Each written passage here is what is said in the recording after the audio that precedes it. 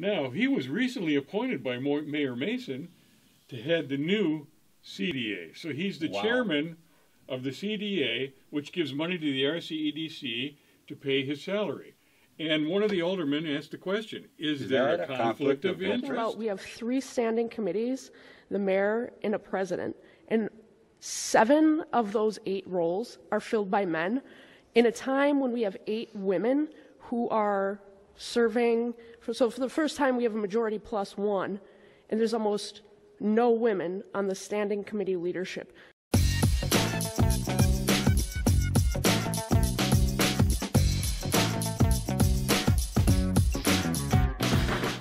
Well, good morning. Welcome back to Talkin' Racine. As per usual, Mr. George Myers on my left. Morning. Mr. Jim Spodek, our producer, on my right. Morning. And I'm Dr. Ken Jorgen, currently inhabiting this bag of flesh and chairing this little enterprise we've got going here. But you know, we've been accused sometimes of being hateful and saying nasty things about members of the city council, as though we're like, really? So we get accused of being 3 old dogs barking on the porch. But yeah. We were talking. Yeah, that was a good one.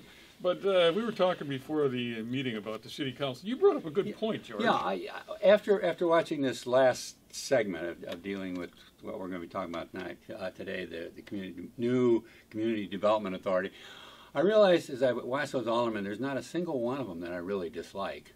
Me neither. They're actually all very nice people, you know. I don't find really a mean one among them.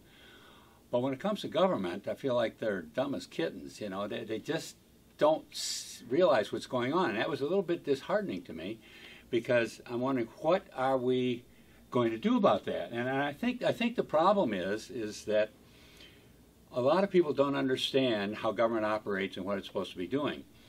If you had your favorite uncle and your brother offer to fix your car, and you bring him over and he screws the car up, you know what? You don't ask him again, do you? Because you understand the car, you know, and you understand that he didn't fix it right, and so we'll stay away from him. Well, if the same 2 were to be on government that you really liked, and they went in there and did things, apparently people don't see that it's getting screwed up. I think that's the problem. That's part of it. And so the aldermen do what you're going to watch them do here, and like they did with Car 25, just be totally non-effectual, not fixing anything, just letting things continue to get worse, and yet we continue to elect them. And I think it's because we don't see what government's supposed to be doing. We haven't figured out what it's supposed to be doing. So somehow we've got to, and that's what we're trying to do. We're trying to point out what is supposed to have happened, and we're going to even have a diagram today. We're going to show. At least, you know, we review the expectations that were given when these people are brought into office, and when these proposals are made. And that's all we're saying is we need some aldermen that know what's going on and are going to start making some changes that are effective in the way government operates. And that's really what we're about. We're not just sitting and barking at people and not liking them. We're trying to look at things, analyze them for you, bring about your understanding of it, so that when you go to the polls, you know why you're voting. Even if it's a friend of yours that's on the council saying, you know what, I like this person. And I can say that. I'm not going to bring up their names right now, but people that I considered like a friend on the council. But I knew, and one of them was a relative. Oh boy! Before we get into that, the point was is that we weren't effective, and they weren't, and you know, so they weren't. They shouldn't be elected back on the council, and then that's what we're right. Well, education too. I mean, a lot of times when I see these campaigns, it's like, you know, I'm good, vote for me. He's bad. I got kids. They go to school, right? You know, and I got a picture of my kids with going to school. I mean, it's part of it's the community. They need to dig down, and I mean, if you want to change something, you actually got to educate yourself a little bit. You got to take the time and look at it. Go to a common council meeting, watch it on, I don't know where to watch it now, but the fact is you have to educate yourself on what's happening in your community, and it's important. It's very important. In some communities that are effective, and I'm going to tell you one that I know is Oak Creek, and they're very effective in connecting to their community. I'll tell you what. Here's something that happened at the last council meeting, December 17th, 2019. The RDA is dead. Remember the Redevelopment Authority? No longer exists. Now it's the Community Development Authority. And that's a transition that took place pretty much under the radar. I mean, a lot of people don't know what the heck the RDA was to begin with. Right. Now the CDA, you know, geez, what's Well, going on judging by here? the council meeting, not too many people know what that is either. No. And what was the difference? Well, and some things have taken place in the council and in local government that are not done the way government is intended to function. You know, there were things that were passed in the budget. There was legislation passed in the budget. I believe this was a part of what happened there, right? This RDA to CDA. Oh, yeah. A lot of times that's all it is. It's a budget item and nothing Right. else is explained about it. Yeah. Well, what happened in here, there was ordinance changes in that budget. That was brought up at that budget hearing, and the Common Council just went right along with it. So anytime they say, what happened? Well, you voted for it. The Common Council voted for it. When you talk about, Yeah. you know, who's at Well, fault here. one council member even asked, what happened to such and such a, was it a Right. committee or agency? Right. I think, And it was like the bottom line was, well, you voted for it to be eliminated. Exactly. yeah, I think that was QA. He opened up, what is this organization? Right. Who I got is a little this? clip here. We can just, we'll start out with a clip here. You ready? Okay, yeah. Okay. The Community Development Authority, what is that? The Community Development Authority is the successor organization to the Redevelopment Authority. Okay. It's a change that was made in the budget that you adopted. State statutes, as a reminder, allow communities to do either a redevelopment authority or a community development authority. A community development authority can do all the things that an RDA can, along with land banking and some other neighborhood stabilization. The RDA authority is a little bit more limited. Well, there you go. I mean, Now- that's exactly what we just said. Yeah, heck of a question, you know. What Yeah. is it? We're Yeah. voting on something tonight. What is it? And then did you hear the answer? Chairman Did of the anybody Finance understand that? Committee asking the What question, what yeah. is this agency? And then the mayor answers it in this really I don't know. Obtuse, I think is the word you're obtuse, looking is that the for. word? Yeah, Yeah. very, like a bunch of puzzle pieces that are just thrown in the air and, you know, fall down wherever they may. Well, some other member of the council also asked a question about the new CDA, and that was Alderman Sandy Widener. And apparently she's done a little bit more homework than QA Shakur did. Maybe that's why he told her to shut up a couple of months back. So shut up. Oh. So shut up. Oh. But go ahead and play Alderman Quit Widener's showing me up. question. Okay, and William Martin, is that the same William Martin that is a contractor being paid through the IG fund? That is the person who we're contracting with through RCEDC that's doing the innovation officer. Then my other question is for the city attorney, is there a conflict of interest for William Martin to serve as chair or even as a member of this because he is being paid by the entity that he has oversight of? So he gets paid out of the IG fund. Well, there you go. A cogent question and really not much of an answer. So, the RDA is dead. Long live the CDA. Well, we're going to go to an explanation right now of the relationship between the IGA fund, the RCEDC, the CDA, and William Martin. Right. She calls and asks, is there a conflict of interest? Yeah, Yeah. that was, You that know, was- and it's a good question. Now, we'll explain a little bit. We'll explain the guys- relationship, and you guys just watch it and see if it comes to your mind. Gee, that might be a conflict of interest, which is what the question was that Alderman Widener asked. Okay, we're going to start down here with the Intergovernmental Fund, which is, this is money down here, basically. This is money that comes from the surrounding communities to Racine for development purposes. that was the old water department agreement. It had to do with that. Well, yeah, and The it's, $2 it's million a exchange year. for the fact that the city has agreed not to annex any property from Caledonia, Mount Pleasant, etc. Okay, all right. So they get financial compensation. Several $1 million goes up to the CDA. That Yeah, okay. yeah. Well, there used to be a lot of money in there, but a lot of it disappeared. It disappeared into the black hole called Machinery Row. That one, yeah. And that was under the RDA, the Redevelopment Authority. Now, this is the Community Development Authority, which is Brand new. Yeah, brand new. New and improved. Brand new name. But the CDA sends money over to the RCEDC. That's their funding Racine source. County Economic Development Authority. Okay. Right. And one of the things that they do with the money that they receive is they pay William Martin, who is the Chief Innovation Officer of the City of Racine. That's $10,000 a month, right? 10 grand a month, $120,000 a year. Not a bad piece of change. All right. Now, he was recently appointed by Mayor Mason to head the new CDA. So he's the Wow. chairman of the CDA, which gives money to the RCEDC to pay his salary. And one of the aldermen asked the question, is there that a conflict of interest? I don't think she actually received an answer. Silence. Yeah. Something like that. Is it any wonder that the city of Racine is involved in multiple lawsuits when this kind of financial structure is questioned and nobody gives a firm answer to it to defend the financial interests of the people of the city of Racine? My other question is for the city attorney, is there a conflict of interest for William Martin to serve as chair or even as a member of this because he is being paid by the entity that he has oversight of? So he gets paid out of the IG fund. But the Community Development Authority doesn't have oversight. Well, the IG, is he paid from the IG? Yes, they do. Yeah, okay. The council, right? Yeah. It certainly is an issue for you to consider. It certainly is an issue for you to consider. It certainly is an issue for you to consider.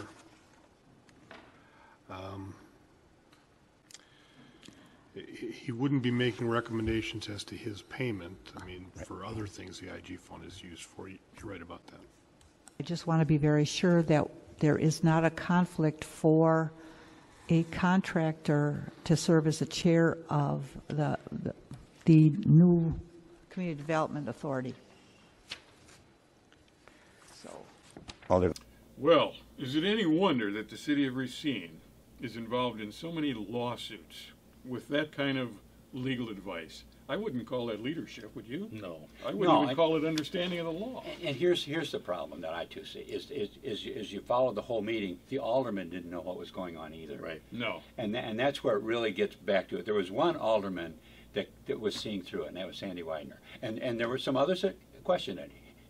Henry Perez questioned something about it, as did Carrie Glenn. But he gives her a non-answer. Right. None of them really got answers, and you know, somehow we've got to get a majority of the aldermen in there so these type of things don't just continue. If you hire an attorney, George, you hire an attorney. I'm gonna buy a house, and there's some liens on the house. There's some title problems. You go to that attorney and say, "Gee, I think maybe there's a problem with this house, George, or Mr. Attorney," and he says, "Well."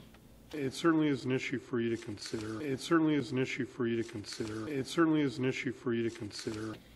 You really Maybe. It's something you should think about. Yeah, keep an eye on it. Something you should consider. Would you feel real comfortable with that attorney? No, that's right. And that's what the city hired. He's and an the aldermen employee. sit and get answers Right. like that and don't do anything about it. Right. In other words, the long pause. You know, Sandy asked the question, long pause, no answer. We gave you the answer beforehand, showed you at least what's going on over there, and then the last comment is, well, maybe it's something you should consider. And then it's just dropped. Yeah. And then No legal advice. Alderman Glenn. Alderman Glenn. Yep. Yeah. Well, let's put Alderman Glenn up, and Right. we'll Yeah, let's discuss see what happened there just a little bit. Alder Glenn? Thank you. As I'm looking at all of this, I do see a lot of conflict of interest in here. There's 8 women on the Common Council. Do I need to say more? If you ladies need to look at this. Thank you. Well, she brings up a very important point, and in fact, we mentioned it on the show a couple of months back. 2019 was the year of the woman. For the first time, I think in history, the majority of the council is women. Yeah. And there is one woman appointed to all these committees in any kind of a leadership role at all. Right. One. Right. Even though they're in the majority.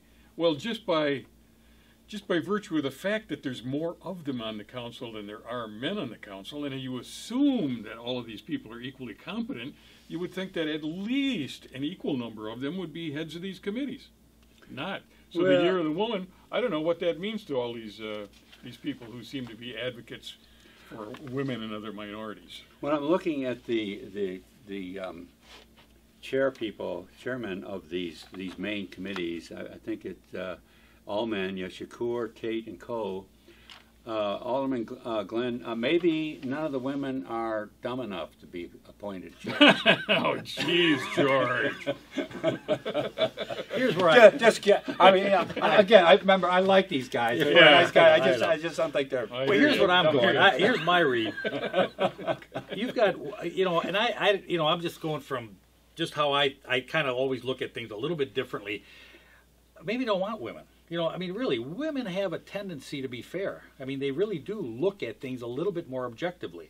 And men, I mean, and we sometimes we just blow it off. Well, who cares? I don't care. So Let's what? just get the job done. Yeah, get it done, shut up, and get Go out have of the a way. beer. But you know what? Women sometimes will think it through a little more, and there may be a fear of some of the women there. Now, I know that Alderman Taft is one of the chairman people, but she is very much... She's the only chairperson, the only female and chairperson. she is very much in line with Mason.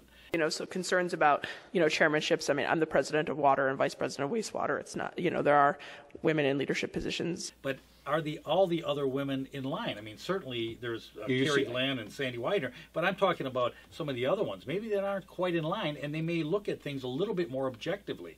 And that may be fearful to the administration. I think, Christina Saracen, some of you may remember her as Alderman, she was brought on as a mayor's person, John Dickert, and she really, really became very independent. Yeah. And that might have been a warning. And as I review the past of the women on the council, most of them have shown some independence in there. Once in a while, voted not quite with the way they were supposed to vote, other than, of course, Alderman Taft. She's been right down the line with the mayor. Yeah. So that could be the problem that the women are facing, where there's more men like Jeff Coe and Meekma that are And right down, and certainly QA QA, Shakur are right absolutely. down the line with the mayor. And it is not a gender problem. It's more of an obedience problem, Right. and the men are being more. And I don't think we're women- finding very obedient men on there. Could be the women on the council are just a little more independent. Yeah, It's a and possibility. I truly believe that that's part of it. Why are they not in this position? The year of the woman. Yeah. How come none of the women get to those positions? Well, I'm talking about, we have 3 standing committees, the mayor and a president, and 7 of those 8 roles are filled by men in a time when we have 8 women who are serving. So for the first time, we have a majority plus 1, and there's almost no women on the standing committee leadership. So I mean, I could care less who's on the canon committee or whatever. This needs to change.